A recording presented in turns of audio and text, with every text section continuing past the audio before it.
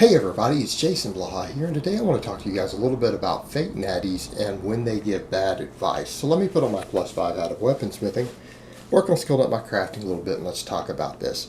Alright, one of the things I always tell people about the problem with fake natties is that they sell garbage products on their fake natty status, and that's one problem.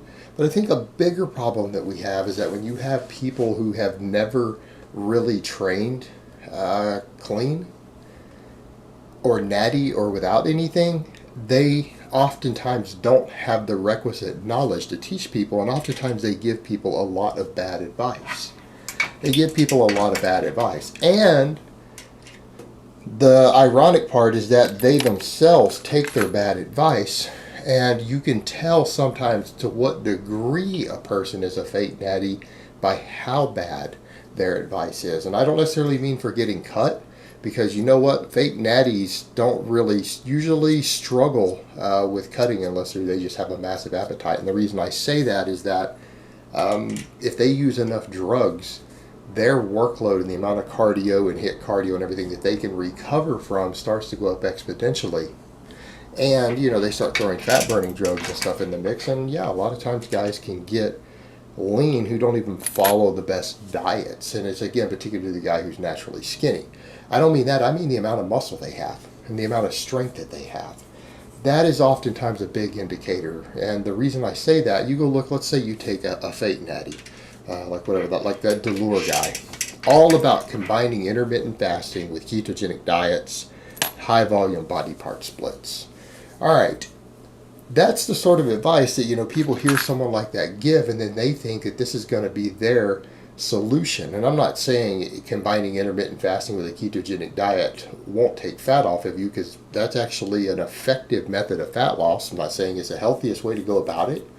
But yeah, that is an effective method for losing body fat for a lot of people, particularly people who are training. So the issue is not necessarily with that, but this idea that you can use that sort of protocol year-round and expect to be at his size. Because the problem we have is that high-volume body part splits is actually relatively difficult for a natty to gain muscle on a program like that. And it's because they're not focusing on the things that are going to most efficiently use their recovery, their time, keep muscle protein synthesis elevated, things like that. And they tend to be very, very isolation movement heavy. It's hard to make long-term progress on isolation movements. There are secondary things that can cause a little more growth sometimes in a target muscle, and it's the focus on the big exercises. Well, if you only do a few sets of a big exercise each one of your workouts, and you go straight to all the isolation stuff, you end up beating up your recovery, beating up your tendons, joints, everything from all the isolation movement that you can't train and progress on. And you end up having too much volume per session, not enough frequency, things like that. And you'll still gain muscle, but it'll be slower. But then you'll see some of these guys, and it's like, for those guys to be at the size that they're at, drug-free, using that sort of training, is going to take them forever. And it's kind of this whole approach of, well, it worked for him, but did it? That would, again, be like me jumping on a bicycle and riding to Dallas and then saying that it's a good way to get from Houston to Dallas on a bicycle. I mean, I got there, didn't I? It worked.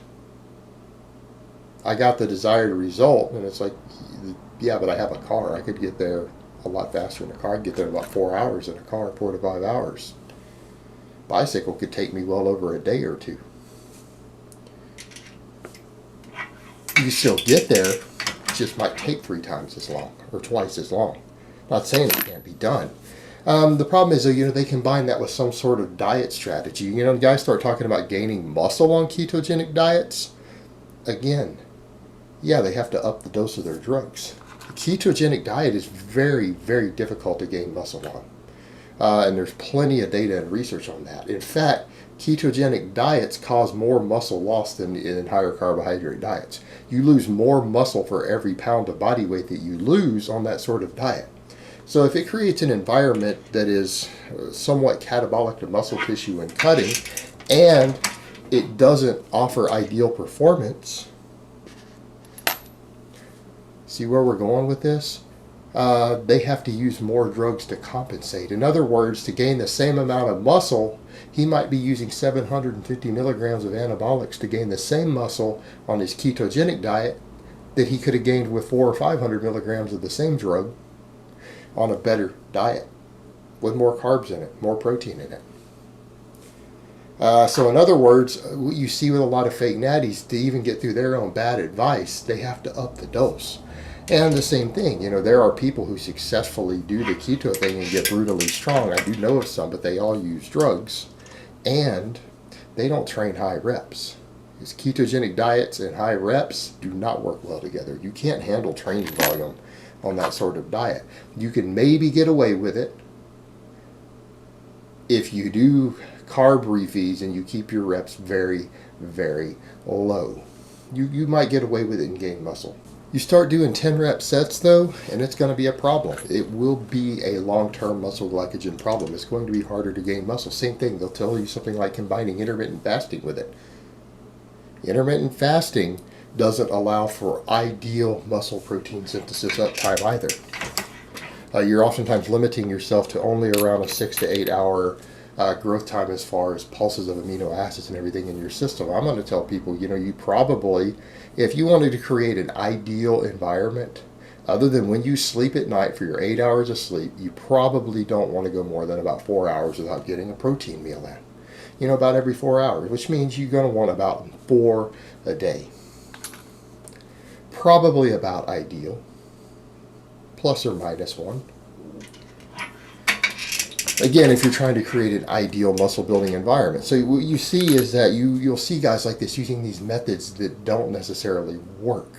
And I'm far more inclined to believe that someone who looks really good is a natty, or if they are a fake natty, they're being more conservative with what they use if they run a strength-based progressive overload program with lots of compound movements, only focusing on a few isolation movements. They eat a high carb, high protein, moderately low fat diet. The only supplements they really worry about are maybe some protein shakes post-workout or whatever it is they do. I'm far more likely to believe that guy is natty or a conservative doser than one of these other guys who runs a high volume body part split with a ketogenic diet. See the difference? I'm more likely to believe that the other guy is using less drugs, and in some cases no drugs, even if he's at the same size. Simply because his methods are overall better. They create a better anabolic environment for the body, so that therefore not as many drugs, and in some cases no drugs, are required to get to the same thing. So that's what you got to look at with some of this stuff. You've got to look at what these guys are doing and ask, is it reasonable for them to be the size they're at, and particularly as lean as they are, the size they're at with the diet and training methods that they use.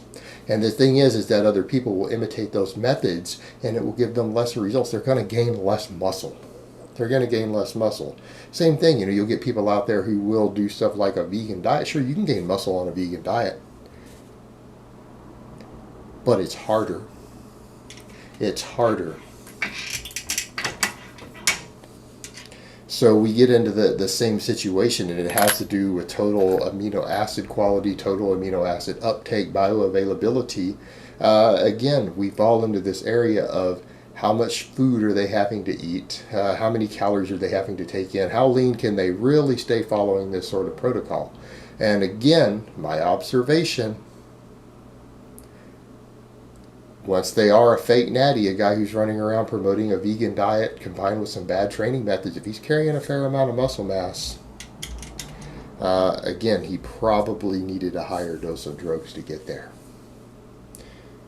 And that's the problem that we run into with, again, a lot of these extreme diets, is that they don't create the ideal environment or what it is you're trying to achieve. And so people will say, this is kind of a side caveat with these diets. People say, well, why are you bashing us? I'm bashing on these things because my goal is not your opinions. My goal is not to facilitate everyone's religious beliefs or ethical beliefs when it comes to what they eat or anything else. My goal is to tell people this is what's going to give you the best results, right? Because I don't run a vegan channel. I don't run whatever channel that has dietary restrictions based upon religion or an ethics system or anything else.